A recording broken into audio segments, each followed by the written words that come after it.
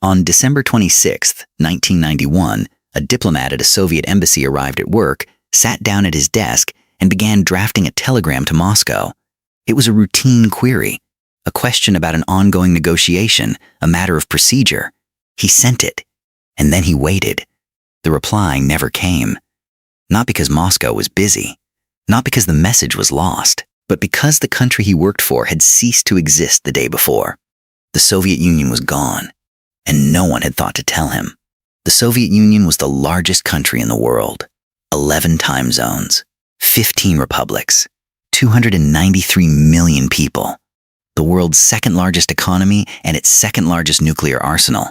It had existed for 69 years. It had defeated Nazi Germany, launched the first satellite, put the first human in space, and held the world at nuclear gunpoint for 4 decades. And on December 25, 1991, it vanished. Not from war, not from invasion, not from revolution in the streets. It vanished in a 12-minute television speech. To understand how this happened, you have to understand what the Soviet Union actually was, and how close to collapse it had been for years before anyone admitted it. The USSR was not a country in the conventional sense. It was an empire held together by ideology, by fear, by the Communist Party, and by an economy that had been slowly dying since the 1970s. By 1985, the system was exhausted. Military spending consumed a quarter of GDP. The shelves in state stores were empty. Corruption was endemic, and the ideology that was supposed to justify it all had stopped convincing anyone, including the people who enforced it. Mikhail Gorbachev became General Secretary of the Communist Party in March 1985. He was 54 years old, the youngest Soviet leader since Stalin, and he knew the system was broken. He had 2 ideas for fixing it. Glasnost, openness. Allow some freedom of speech, some criticism, some transparency. And Perestroika, restructuring. Reform the economy, decentralize some decision-making, allow some private enterprise. His goal was not to end the Soviet Union. His goal was to save it. What he did not understand was that the system he was trying to reform could not survive being opened.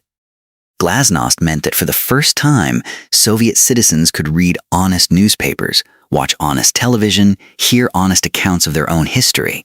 They learned about the crimes of Stalin, the gulags, the purges, the engineered famines. They learned that the official statistics about economic growth were fiction. They learned that the war in Afghanistan, in which 50,000 Soviet soldiers had died, was a catastrophic mistake.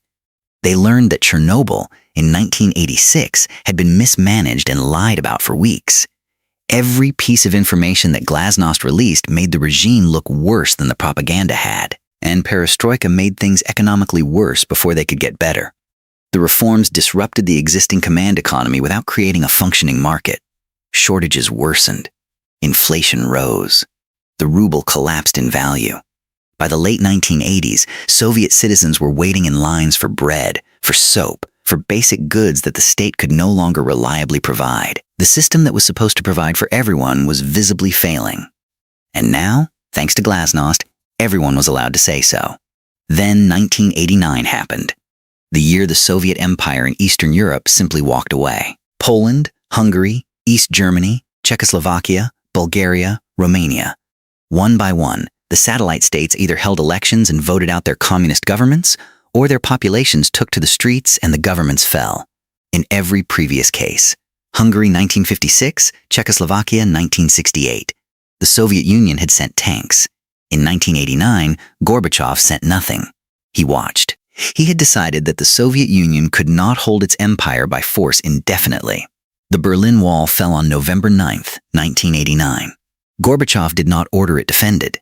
The lesson the Soviet republics drew from 1989 was immediate and obvious.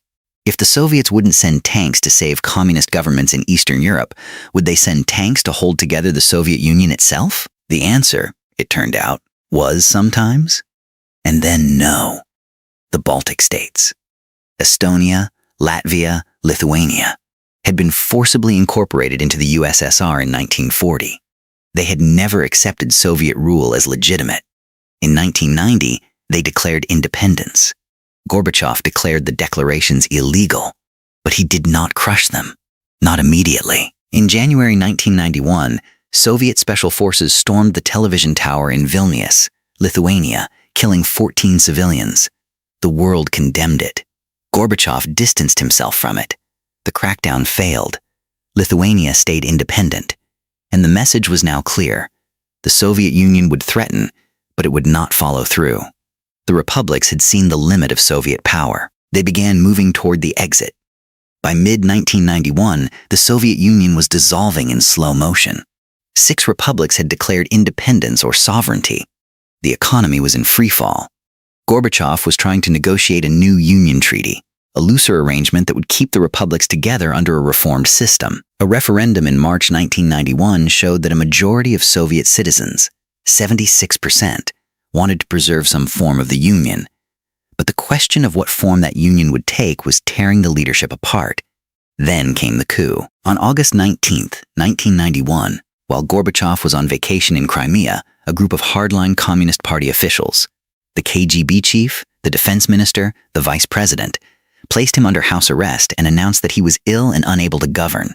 They called themselves the State Committee for the State of Emergency. They sent tanks into Moscow, and then they hesitated. Boris Yeltsin, who had been elected president of the Russian Republic in June 1991, climbed onto one of the tanks outside the Russian parliament building and gave a speech declaring the coup illegal. Crowds gathered to defend the parliament. The coup plotters lost their nerve. After 72 hours, the coup collapsed. Gorbachev was released and returned to Moscow. But he returned to a different country. The coup had destroyed the Communist Party's remaining authority. Within days, Gorbachev suspended the party. The institution that had held the Soviet state together for 74 years was finished. The coup had also made Yeltsin the dominant figure in Soviet politics. And Yeltsin wanted power, not reform. He had been maneuvering against Gorbachev for years. Now he had his opening. The Baltic states were recognized as independent almost immediately after the coup. One by one, the other republics accelerated their declarations of independence. Georgia, Ukraine, Armenia, Azerbaijan, Moldova. The Union was unraveling faster than anyone could negotiate. On December 1st, 1991, Ukraine held a referendum on independence. 92% voted yes, including majorities in every single region of the country, including the heavily Russian-speaking East and Crimea. Ukraine was the second-largest Soviet republic. Without Ukraine, there was no realistic prospect of any meaningful union. Even Gorbachev accepted that. The result made the dissolution of the USSR effectively irreversible. 7 days later, on December 8, 1991, Boris Yeltsin flew to the Białowieża Forest in Belarus for what was announced as a hunting trip. He met with Leonid Kravchuk of Ukraine and Stanislav Shushkevich of Belarus. In a government dacha deep in the forest, the 3 men signed a document. The document declared, in its first article, that the Union of Soviet Socialist Republics as a subject of international law and geopolitical reality ceases to exist. No referendum. No vote in parliament. No consultation with Gorbachev. 3 men in a forest ended the Soviet Union. Shushkevich called Gorbachev to tell him what they had done. Gorbachev was furious. He called it unconstitutional. He called it a coup. He called Bush. But George H.W. Bush had already received a call from Yeltsin, who had called the American president before calling his own. Gorbachev learned about the end of his country from the American president, who had heard it from the men who had just dissolved it. The nuclear briefcase that Gorbachev carried was now the briefcase of a state that no longer existed. The agreement created the Commonwealth of Independent States, a loose association to manage the transition. It wasn't a successor state. It was an organizational structure for managing a divorce. On December 21st, 11 of the 15 Soviet republics signed the Alma-Ata Declaration, formally confirming the dissolution and the creation of the CIS. Gorbachev was not invited. The 3 Baltic states, already internationally recognized as independent, did not join. Georgia would join later. Gorbachev spent the next 2 weeks negotiating the terms of his own irrelevance. He wanted acknowledgement that the Soviet Union had been legally dissolved, not simply abandoned. He wanted guarantees about his staff, his archive, his dacha. He wanted to give a speech. He got some of what he wanted. On December 25th, 1991, Christmas Day in the Western world, he went on Soviet state television at 7 in the evening. The speech was 12 minutes long. He said he had spent his life as a convinced communist and had come to see that reforms were necessary. He said he had done what he could. He said he was leaving his post with concern for what had been accomplished and what had not. He did not apologize. He did not weep. He signed the decree transferring authority over Soviet nuclear weapons to the president of Russia, Boris Yeltsin. And then the technical difficulties began. The camera crew were Russian state television employees, no longer Soviet. Someone had to physically carry the document to Yeltsin. The nuclear briefcase handover happened before the speech was finished. A superpower was being dismantled in real time, and the logistics were not quite keeping up. At 7:32 p.m., the Soviet flag, the red flag with the hammer and sickle, was lowered over the Kremlin. The Russian tricolor was raised in its place. Gorbachev watched from his office window. He had been given until midnight to vacate his office in the Kremlin. He left a few hours later. The guards who had protected him as the leader of a superpower were now the guards of a man who had no title, no country, and no clear legal status. He got into his car and drove away.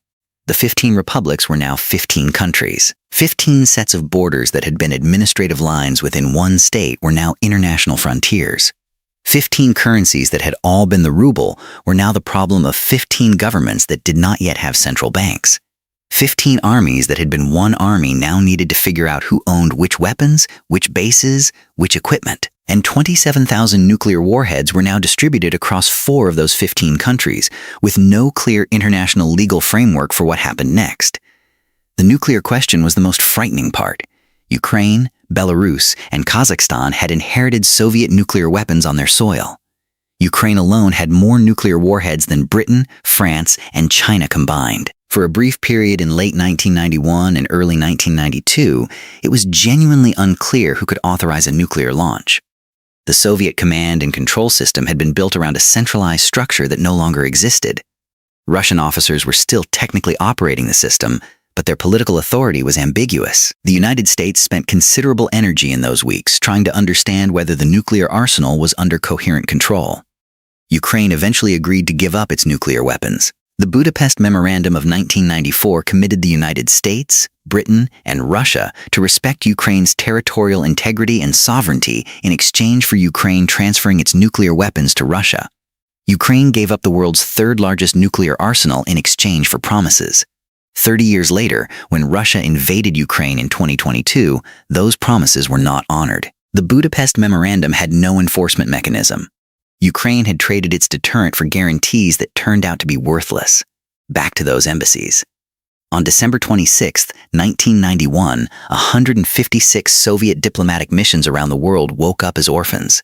Russia claimed succession to Soviet diplomatic status, the UN Security Council seat, the embassies, the overseas property. Most of the world accepted this because the alternative was chaos. But in the hours and days immediately after the dissolution, many embassy staff genuinely did not know what their status was. Some kept flying the Soviet flag. Some sent urgent cables asking for instructions. The Soviet embassy in Kabul was particularly stranded, operating in the middle of an Afghan civil war with no functioning government at home to communicate with. Some of those cables were answered, eventually, by Russian foreign ministry officials who were figuring out their own status as they went. But some were not. In the days immediately after December 25th, the machinery of a superpower kept running on inertia. People showing up to jobs that no longer existed, sending messages to an address that no longer had a recipient, waiting for instructions from a government that had dissolved itself the evening before. The unanswered letter was real. It was not one letter. It was hundreds of them. What did ordinary Soviet citizens experience? December 25th was not a holiday in the USSR. Christmas was not officially celebrated. For most people, the day was a Wednesday. They went to work. They came home. They watched Gorbachev's speech on television. And then they went to bed as citizens of countries they had not voted to create, carrying passports that were no longer valid, working in jobs connected to institutions whose legal status was now unclear. The people most affected by the greatest geopolitical event of the late 20th century experienced it as an ordinary evening. The Soviet military was particularly disoriented. Officers who had sworn loyalty to the Soviet Union found themselves in republics that were now foreign countries. A Russian officer stationed in Ukraine was now, in some legal sense, a foreign military presence. Soldiers from Ukraine, Georgia, Kazakhstan, serving in units across what had been Soviet territory, suddenly needed to figure out which country they belonged to. The process of dividing military assets took years. Some disputes, over the Black Sea Fleet, over Crimea, were never fully resolved. The KGB, the Soviet secret police, was formally dissolved and replaced by a series of Russian successor agencies. But KGB officers did not simply stop existing. Their skills, their files, their networks, their habits of mind, these continued. Vladimir Putin, who had spent 16 years as a KGB officer, including a posting in Dresden, East Germany, was in St. Petersburg on December 25, 1991, working as a deputy mayor. The KGB was being dissolved. He would spend the next decade in politics. The institutional culture of the KGB did not dissolve with the KGB. Gorbachev spent the rest of his life insisting that he had never meant for this to happen. He had wanted to reform the Soviet Union, not destroy it. He believed, until the end, that the dissolution had been a mistake, that a reformed union could have survived, that Yeltsin and the Republic leaders had acted illegally, that what happened in the Białowieża Forest was a constitutional coup. He wrote memoirs. He gave lectures. He ran for president of Russia in 1996 and received less than 1% of the vote. He died on August 30th, 2022, 6 months after Russia invaded Ukraine. He outlived the USSR by 31 years. Yeltsin's Russia in the 1990s became a cautionary tale about what happens when an empire collapses faster than institutions can form. The privatization of Soviet state assets in the early 1990s, conducted quickly with inadequate legal frameworks, created a class of oligarchs who acquired vast wealth almost overnight. Men who had been Communist Party officials became billionaires. State industries were sold for fractions of their value. The Russian economy shrank by 40% in the 1990s. Life expectancy fell. The birth rate collapsed. Russians called the 1990s the Catastrophe. The 15 new countries had wildly different experiences. The Baltic states, Estonia, Latvia, Lithuania, moved quickly toward democratic governance and market economies. By 2004, they had joined the European Union and NATO. At the other end of the spectrum, several of the Central Asian republics, Turkmenistan, Uzbekistan, simply transferred power from Soviet-era Communist Party leaders to the same leaders operating as nationalist authoritarian presidents. The form changed. The substance did not. Some of these leaders remained in power for decades. The wars came quickly. Armenia and Azerbaijan went to war over Nagorno-Karabakh within months of independence, a conflict that smoldered for 30 years before erupting again in 2020 and 2023. Georgia experienced civil wars in Abkhazia and South Ossetia. Moldova lost control of the breakaway region of Transnistria, a sliver of territory still occupied by Russian troops, still formally unresolved. Tajikistan descended into civil war. Yugoslavia, which was not in the Soviet Union but was a communist federation, began its own violent dissolution. The end of the Cold War was clean and sudden. The aftermath was not. Russia itself struggled to define what it was. Was it a successor state to the Soviet Union, with all the responsibilities and obligations that implied? Or was it a new state, free to start fresh? It claimed the Soviet Union's assets, the UN Security Council seat, the embassies, the nuclear arsenal. But it also tried to claim that Soviet-era debts and liabilities were not exclusively its problem. It could not be both simultaneously. The identity crisis of post-Soviet Russia. What Russia is, what it was, what it owes, what it is owed, remains unresolved and has driven Russian foreign policy for 30 years. The archives tell a complicated story. When the Soviet Union dissolved, its archives briefly opened. Historians rushed in. Documents were photographed, transcribed, catalogued. Then the archives began closing again. First partially, then more extensively. Under Putin, many Soviet-era files that had been accessible in the 1990s were reclassified. The history of the Soviet Union is known in broad outline but disputed in many details. And the history of the dissolution itself, who decided what, who called whom, who knew what and when, is still contested by the surviving participants. What was lost when the Soviet Union dissolved? Depends on who you ask. Those who lived under Soviet rule and experienced the shortages, the surveillance, the restrictions, many of them welcomed the end. Those who lost jobs, savings, status, security in the chaos of the 1990s, Many of them mourned it. Surveys in Russia consistently show that a substantial minority of Russians believe the dissolution of the Soviet Union was a mistake. Vladimir Putin called it the greatest geopolitical catastrophe of the 20th century. His critics point out that Stalin's purges, or the gulags, might qualify more readily for that title. There is a broader question about what the dissolution means for how we understand history. Empires, we assume, fall violently, defeated in war, torn apart by revolution, starved out or burned down. The Soviet Union was none of these things. It was talked out of existence. It dissolved through negotiation, through political maneuvering, through the quiet accumulation of decisions made by a relatively small number of men in rooms. The largest country in human history ended not with a battle, but with a document signed in a forest hunting lodge, 3 men around a table, deciding that the thing they were part of no longer existed. Gorbachev's last public act as leader of a superpower was signing his name to a piece of paper. The pen he used was borrowed. He had not thought to bring his own. He handed over the nuclear codes to an aide who would hand them to Yeltsin's people. He made a phone call to the American president. He gave his speech, and then he sat in his office as the flag came down outside and the light in the room changed, the way it does when something large and familiar has been removed from just outside the window. The diplomat who sent the unanswered telegram is not famous. His name is not recorded in the histories, but he represents something true about how history actually works. Not through the decisions of great men in forests, but through the millions of ordinary acts that follow those decisions. The secretary who kept typing, the soldier who kept his post, the bureaucrat who kept filing, the systems of an empire running on momentum long after the thing that gave them purpose had been signed away. The letter asked a simple question. There was no longer anyone authorized to answer it. Every empire ends. Rome fell across decades of military defeat and economic exhaustion. The Ottoman Empire was carved up by the victors of World War I. The British Empire receded across 30 years of gradual decolonization. The Soviet Union ended on a Tuesday afternoon in December. The largest country in the world. 293 million people. 69 years. 12 minutes on television, and 1 letter sent into silence that no one ever answered. December 26, 1991, the morning after. 15 new countries existed that had not existed the day before. 293 million people were now citizens of something different, something none of them had voted for, something most of them were not certain they wanted. The Soviet flag was gone. The reply to that telegram never came. The superpower had vanished overnight. And the silence where its answer should have been echoed for a very long time.